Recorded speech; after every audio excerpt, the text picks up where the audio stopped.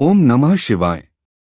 एकादशोपनिषद प्रसाद की इस पावन श्रृंखला में आप सभी का हार्दिक स्वागत है। आज हम जिस उपनिषद के गहन रहस्य में प्रवेश करने जा रहे हैं वह है केनोपनिषद, एक ऐसा ग्रंथ जो सीधे हमारे जीवन के मूल प्रश्न से संवाद करता है। यह उपनिषद हमसे पूछता है, यह प्राण जो श्वास प्रश्वास के रूप में निरंतर गतिमान है, इसे गति कौन देता है? जो जीवन ऊर्जा शरीर को संचालित कर रही है, उसका मूल स्रोत क्या है? केनोपनिषद स्पष्ट करता है कि यद्यपि प्राण शरीर की समस्त जैविक क्रियाओं का आधार है, फिर भी वह स्वयं स्वतंत्र नहीं है। उसके पीछे एक ऐसी अदृश्य सर्वव्यापक चेतना कार्य कर रही है, जिसे उपनिषद ब्रह्मा के नाम से संबोधित करता है। भगवद गीता और बृहदारण्यक उपनिषद के प्रमाणों के माध्यम से यह बताया गया है कि वही परम चेतना श्वास प्रश्वास, प्राण शक्ति और जीवन की निरंतरता का वास्तविक नियंता है। आज के इस प्रसंग में एक प्रेरक लघु कथा के माध्यम से यह बोध कराया जाएगा कि जैसे तेल के बिना दीपक जल नहीं सकता, वैसे ही ब्रह्मा के बिना प्राण भी क्रियाशील नहीं हो सकता। यह चर्चा हमें बाह्य जीवन से हटाकर अंतर्मुखी यात्रा की ओर ले जाएगी, जहां हम जीवन की मूल सत्ता का साक्षात्कार कर सकें। आइए इस उपनिषद प्रसाद को श्रद्धा, एकाग्रता और जिज्ञासा के साथ ग्रहण करें। तो आज की हमारी चर्चा एक बहुत ही मौलिक प्रश्न पर है। हमारे भीतर जो जीवन शक्ति है, जिसे प्राण कहते हैं, उसे आखिर चलाता कौन है? ये ऊर्जा कहाँ से आती है? इस सवाल का जवाब ढूंढने के लिए हमारे पास कुछ बहुत ही महत्वपूर्ण ग्रंथ हैं, खासकर केनोपनिषद, भगवद गीता और बृहदारण्यक उपनिषद। और ये समझना बहुत जरूरी है कि यहाँ प्राण का मतलब सिर्फ सांस लेना और छोड़ना नहीं है। अच्छा। प्राण वो समग्र ऊर्जा है जो शरीर की हर क्रिया को संभव बनाती है, दिल की धड़कन से लेकर पाचन तक। तो ये सवाल सिर्फ शारीरिक प्रक्रिया के बारे में नहीं है? बिल्कुल नहीं, ये जीवन के मूल स्रोत के बारे में है। तो चलिए इस गहरी खोज में उतरते हैं और समझने की कोशिश करते हैं कि इस जीवन शक्ति के पीछे का रहस्य क्या है। इस पूरी चर्चा की शुरुआत होती है केनोपनिषद में एक शिष्य के सवाल से। एक बहुत ही सीधा लेकिन बहुत गहरा सवाल। वो पूछता है, केन प्राणाः प्रथमः प्रयति युक्तः, जिसका मतलब है किसके द्वारा ये प्राण गति करता है। वो कौन सी शक्ति है जो इस जीवन शक्ति को संचालित करती है? ये वाकई में सोचने वाली बात है ना? बिल्कुल। ये सवाल दिखाता है कि शिष्य केवल बाहरी दुनिया को नहीं, बल्कि अपने भीतर चल रही प्रक्रियाओं के स्रोत को जानना चाहता है। सही। वो देख रहा है कि शरीर में धड़कन है, श्वास है, रक्त संचार है, ये सब अपने आप हो रहा है। और वो उस अदृश्य संचालक को खोजना चाहता है जो इस पूरे तंत्र को चला रहा है। ये तो जीवन की सबसे बड़ी पहेली को सुलझाने जैसा है। हाँ बिल्कुल। तो अब यहाँ बात सच में दिलचस्प हो जाती है।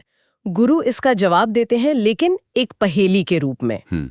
वो कहते हैं, यत् प्राणेन न प्राणति येन प्राणः प्रणीयते तदेव ब्रह्मत्वं विद्धि नेदम यदिदम उपासते। और यहीं से असली दर्शन शुरू होता है।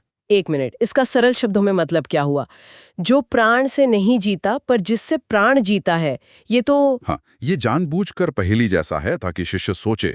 गुरु कह रहे हैं कि वो शक्ति जो प्राण को गति देती है वो ब्रह्म है। अच्छा। लेकिन मजे की बात यह है कि प्राण स्वयं उसे नहीं जान सकता या उसे चला नहीं सकता। मतलब ब्रह्म प्राण से परे है। हाँ, ब्रह्म प्राण से परे है, फिर भी प्राण उसी से सक्रिय होता है। इस उत्तर में गहरा दर्शन छिपा है। कैसे? गुरु ये स्पष्ट कर रहे हैं कि प्राण एक साधन है, एक इंस्ट्रूमेंट है, माध्यम है। हाँ, एक माध्यम, जबकि ब्रह्म वो मूल प्रेरक शक्ति है, द प्राइम मूवर। अच्छा, तो जैसे बिजली पंखे को घुमाती है, पर पंखा खुद बिजली को नहीं बना सकता। बिल्कुल सही उदाहरण है। प्राण शरीर को जीवन देता है, लेकिन प्राण को ऊर्जा ब्रह्म से मिलती है। ब्रह्म अदृश्य है, अज्ञेय है, और वो सभी क्रियाओं का अंतिम आधार है। प्राण उस शक्ति का केवल एक प्रकट रूप है। ठीक है, तो इस विचार को और मजबूती से समझने के लिए हमारे पास भगवद गीता और बृहदारण्यक उपनिषद भी हैं। बिल्कुल। गीता के अध्याय 15 श्लोक 14 में श्री कृष्ण कहते हैं, अहम वैश्वानरो भूत्वा प्राणिनाम देहमाश्रितः प्राणापान समायुक्तः पचाम्यन्नम चतुर्विधम। इसका अर्थ है, मैं ही सभी प्राणियों के शरीर में पाचन अग्नि के रूप में रहता हूँ और प्राण अपान वायु से मिलकर 4 प्रकार के भोजन को पचाता हूँ। अब देखिए, ये श्लोक सीधे तौर पर केनोपनिषद की बात को पुष्ट करता है। कैसे? यहाँ श्री कृष्ण, जो ब्रह्म का प्रतीक हैं, कह रहे हैं कि पाचन और श्वास जैसी प्राणिक क्रियाओं के पीछे उनकी ही शक्ति है। अच्छा।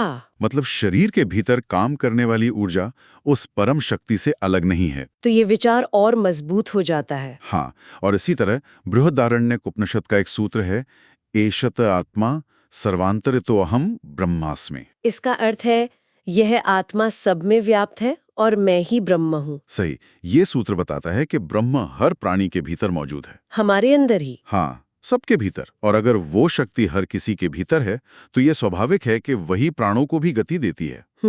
ये अद्वैत वेदांत का मूल सिद्धांत है। ठीक है, ये दर्शन के स्तर पर तो समझ आ रहा है, लेकिन ये अभी भी काफी जटिल है। इस विचार को समझाने के लिए एक कहानी भी है। हाँ, कहानियां अक्सर गहरे दर्शन को सुलभ बना देती हैं।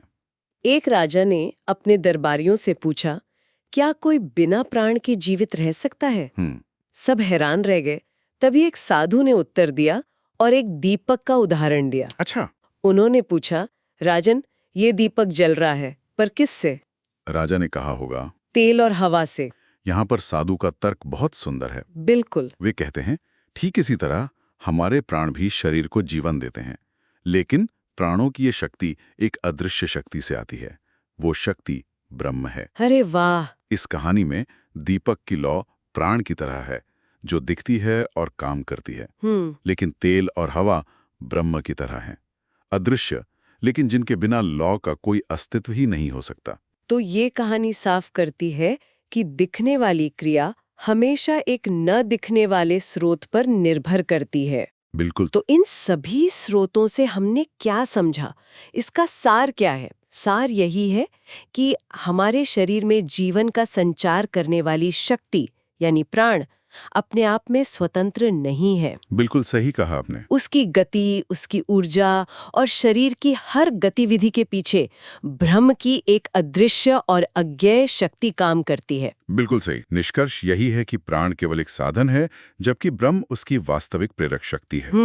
और ये हमें अद्वैत वेदांत के उस सिद्धांत की ओर ले जाता है, जो कहता है कि ब्रह्म ही हर चीज का एकमात्र स्रोत और संचालक है। ये पूरी चर्चा एक विचार छोड़ जाती है जिस पर सोचा जा सकता है। जरूर। अगर ब्रह्म ही प्राण को चलाने वाली अदृश्य शक्ति है और प्राण ही हमारी हर शारीरिक और मानसिक क्रिया के पीछे है, तो इसका हमारी इच्छा शक्ति और हमारे कर्मों के स्रोत के बारे में क्या मतलब है? बहुत गहरा सवाल है। क्या हमारे विचार और कार्य वास्तव में पूरी तरह से हमारे अपने हैं, या वे भी उस गहरी मौलिक ऊर्जा की ही एक अभिव्यक्ति हैं?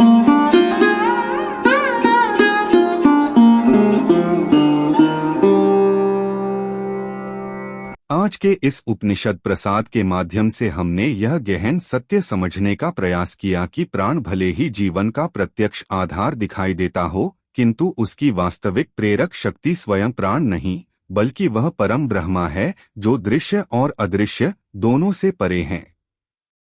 केनोपनिषद हमें यह सिखाता है कि जीवन की प्रत्येक गति, श्वास का आना जाना, हृदय का स्पंदन, चेतना का जागरण सब उसी एक परम सत्ता की उपस्थिति से संभव है। जिस प्रकार दीपक का प्रकाश तेल पर आश्रित होता है, उसी प्रकार प्राण की क्रियाशीलता ब्रह्मा पर आश्रित है। जब यह सत्य हृदय में स्थापित हो जाता है, तब अहंकार क्षीण होता है और कृतज्ञता का भाव जागृत होता है। यह उपनिषद हमें केवल दर्शन नहीं देता, बल्कि जीवन को देखने की दृष्टि प्रदान करता है, जहां हम स्वयं को कर्ता नहीं, बल्कि उस परम चेतना का उपकरण समझने लगते हैं। यही बोध साधना का प्रारंभ है और यही आत्मज्ञान की दिशा। इसी भावना के साथ हम इस प्रसंग को विराम देते हैं और प्रार्थना करते हैं कि यह ज्ञान हमारे जीवन में विवेक, शांति और आत्मिक जागरण का कारण बने। ओम शांतिः शांतिः शांतिः।